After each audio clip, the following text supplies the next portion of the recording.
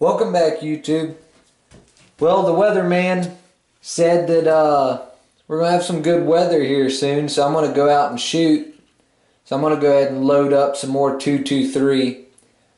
And I decided I'd give you guys an idea that are maybe on the fence about a single stage or a progressive press. I'm going to load 100 rounds at progressive rate and show you just how fast that is, so you guys that are on the fence may decide that you want to go ahead and jump to progressive. With the progressive press, you can also do it essentially single stage as well, like I did in some of my other videos. But I'm going to go ahead and run through 100 rounds and show you guys just how fast it is. I already picked out my prep brass and my bullets, and this is the primers I'm going to use, S&B primers. I'm going to go ahead and start collecting them in the primer tube.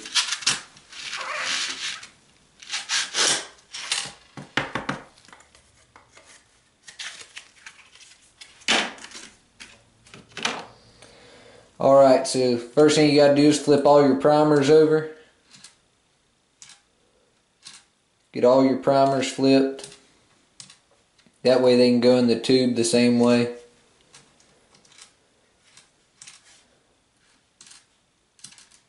There's a lot better ways to do this. There's primer trays, primer flip trays. Just about every brand makes them. I just don't happen to have one at the moment. So I just flip them all by hand. It don't take that long. When you're loading ammo, you should be taking your time and doing things right anyway. There's no reason to be in a huge rush. So, here's the primer tray, or the primer tube. And this is how you collect them. Go ahead and zoom in. You just take the end of the tube, just start running it down on them.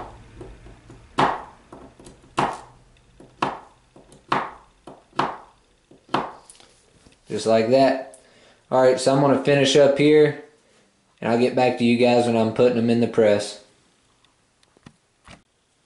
Alright, so we got all these primers loaded up in the primer tube. I'll go ahead and pull a rod out here. That right there flips all the primers upside down so they're ready to go in the brass. Get it lined up. Once you get it lined up, you just pull this cotter pin. And as you could hear, drops all the primers down. And take your measurement rod, run down in there. Always put your cotter pin back, or you'll forget it every time. Alright, next step, we're going to get on the press and get ready to start loading ammo. Alright, so now we're all set up. Dies and everything set up. We're going to go ahead and do a run of 100 bullets and see how fast we can get it done with the progressive press. So let's get started. I'm in no means in a race to get this done. This is just going to be a steady pace. Once you get your first primer in, you can go ahead and take your return spring for your primer slide. Go ahead and set it up to go automatic. After that, you're ready to rock and roll.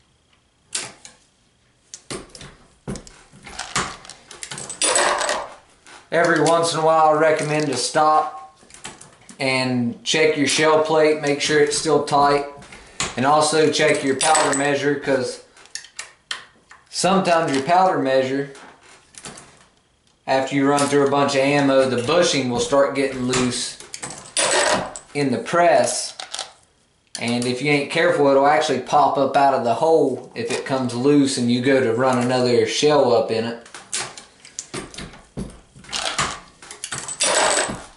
It's always good to stop and at least take your hand, check the nut right there. Go ahead and just take your hand and run it on the powder measure just to make sure it's tight.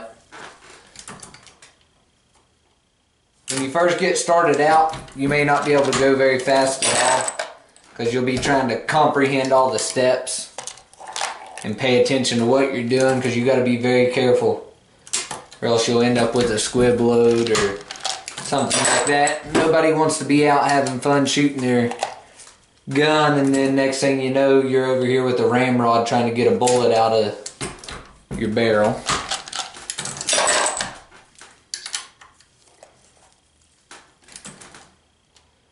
Another good idea to have, which I don't, is a powder cop die, which will check your powder charge in each round as you're going, so that way you don't have to look down in the case, which helps make things a lot faster. There's a lot of other things you can do to make this process faster than what it is right here. It's already a lot faster than a single stage, as you can see, but some people prefer a single stage. I'm not knocking on a single stage at all, because it'll press the bullet and primer just like anything else, and it's a lot cheaper. But there's other things you can do to make this press right here a lot faster, and that's to either get a case feeder or a bullet feeder. Either one of the two will definitely speed it up. But I don't have either one of those yet.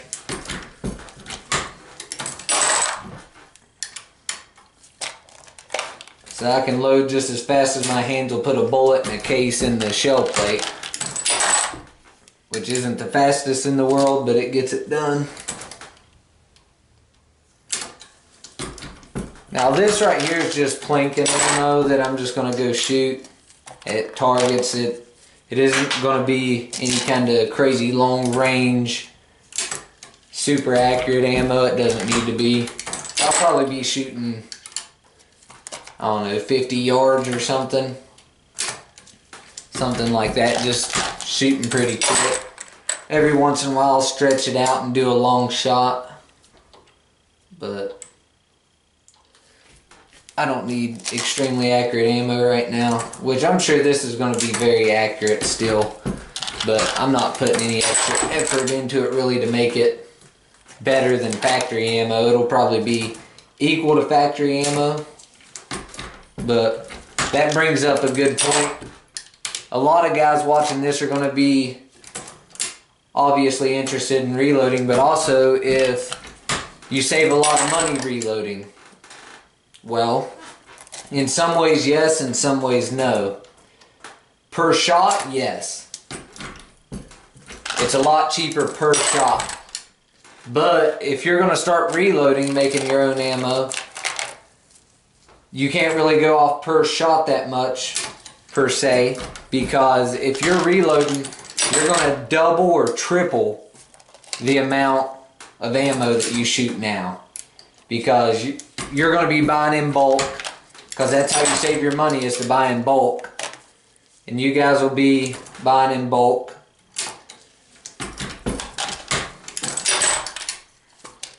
Which means you're going to have a lot more ammo sitting around and you're going to have a lot more of an urge. It's not so bad for a prepper or something like that. You know, if you want to store a bunch of ammo, this right here is a good way to get your ammo stock up.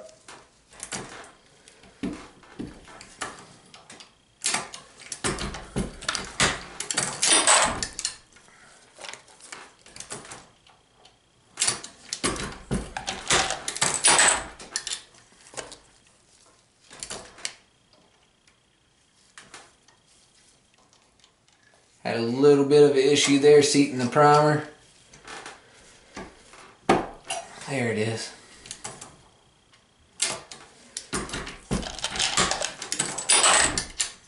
Got to make sure that primer's seated in all the way. It'll have trouble sliding to the next stage.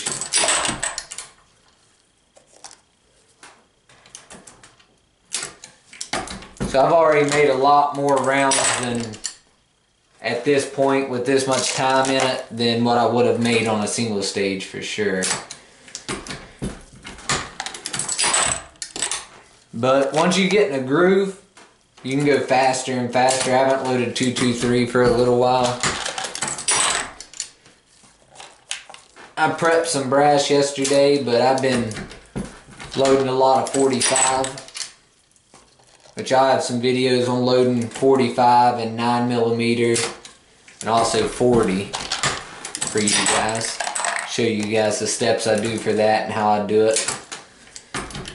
I'm never really going to share a whole lot about my loads that I've worked up, because you guys should be working up your own loads, and it's not really safe for you to be shooting your rifle with a load that my rifle's made up for, because your rifle could be a completely different scenario,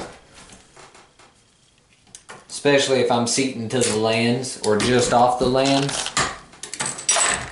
Your lands could be closer, and then you're gonna be jamming your bullet into the lands, which is gonna give you insane pressure spikes, and that's something you don't want to chance.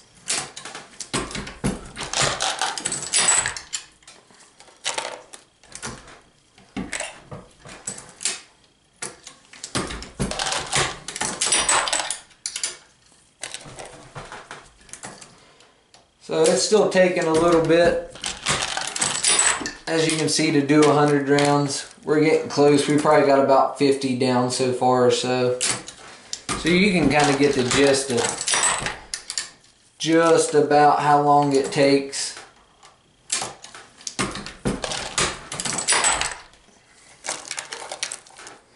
But some people go a lot faster than this. It's really all about how quick you can get another shell in there and seat your primer and get another bullet ready to rock.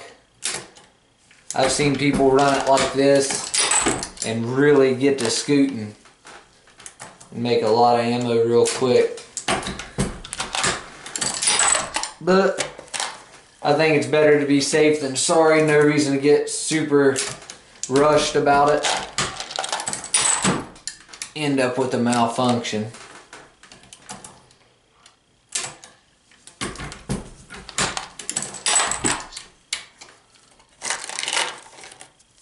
Make sure your primer seats and your powder charges.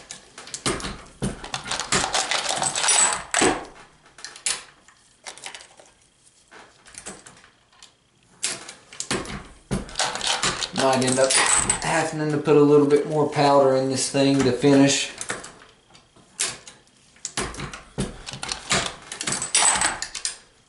Which I'm going to go into a powder review for you guys next, and just give y'all an idea of the powders I use and different applications I like to use them for. I got certain rifle powders for certain bullets and calibers, and I have some for pistol.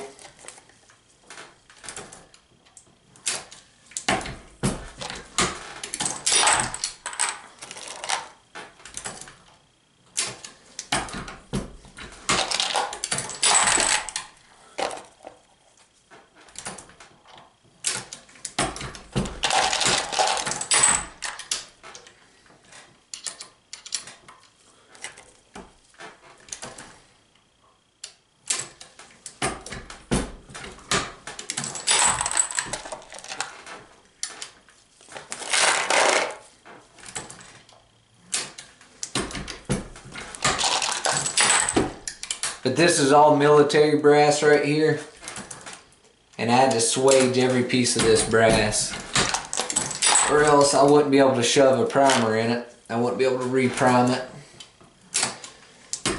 And all this right here is range brass that's been picked up from the range. You can go to your local range.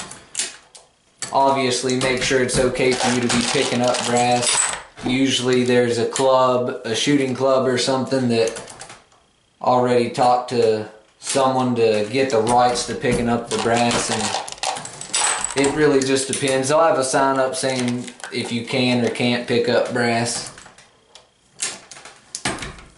If not, you can always order it offline. There's a lot of good places to order brass. Get it in bulk. As long as you buy it in bulk, you'll save a lot of money on brass as well.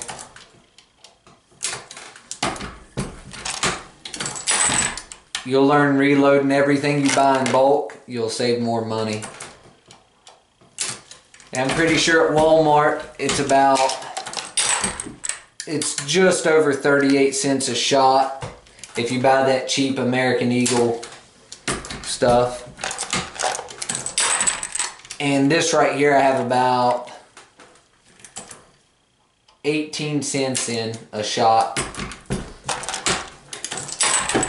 So I'm shooting for half price essentially. Which you shoot a couple thousand rounds, or you make a couple thousand rounds, that ends up being a lot.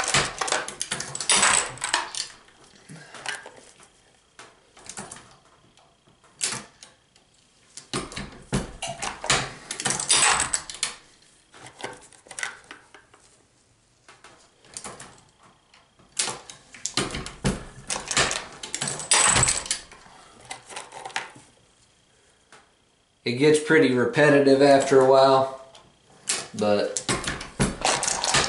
the time you spend here adds to the time you get to spend out there and the money that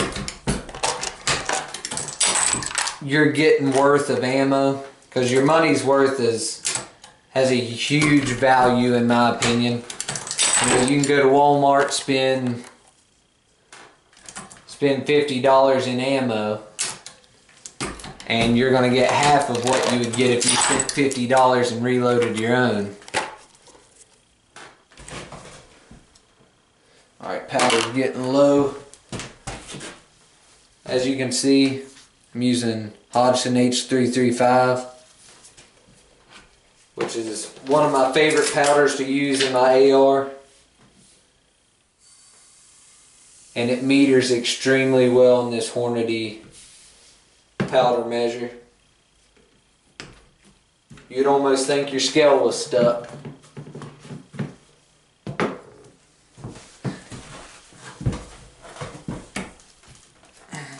Keep continuing, we're almost done now.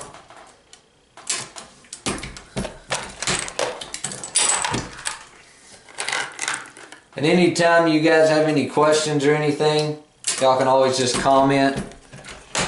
Ask me whatever question. I always look at my comments, see what you guys have to say. If y'all have any tips or tricks, I listen to those as well. I like to try to learn just as much from you guys as y'all do from me. And if y'all have anything specific you would like for me to show y'all, then just comment and let me know what y'all would like to see.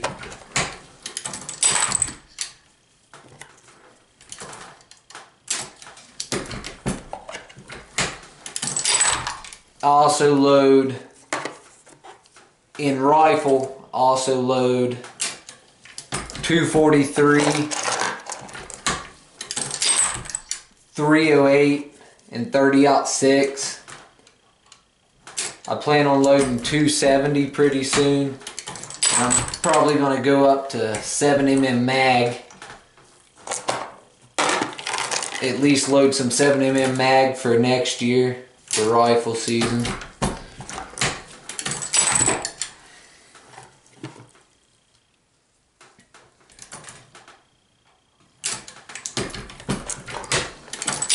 Like I said, guys, it'd be way faster if I had a case feeder, but I don't. But this right here is still a medium rate speed for progressive press without a case feeder or a bullet feeder. But I'm down to my last couple now.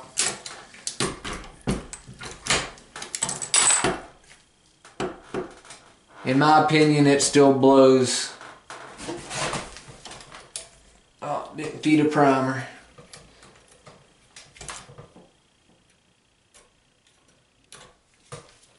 What's going on here?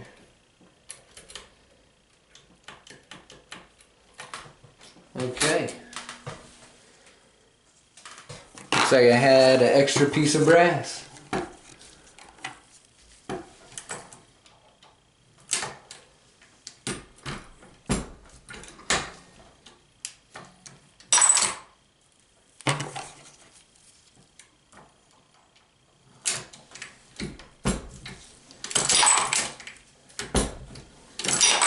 And there you have it. That's 100 rounds on the Hornady Lock and Load AP Progressive Press for 223.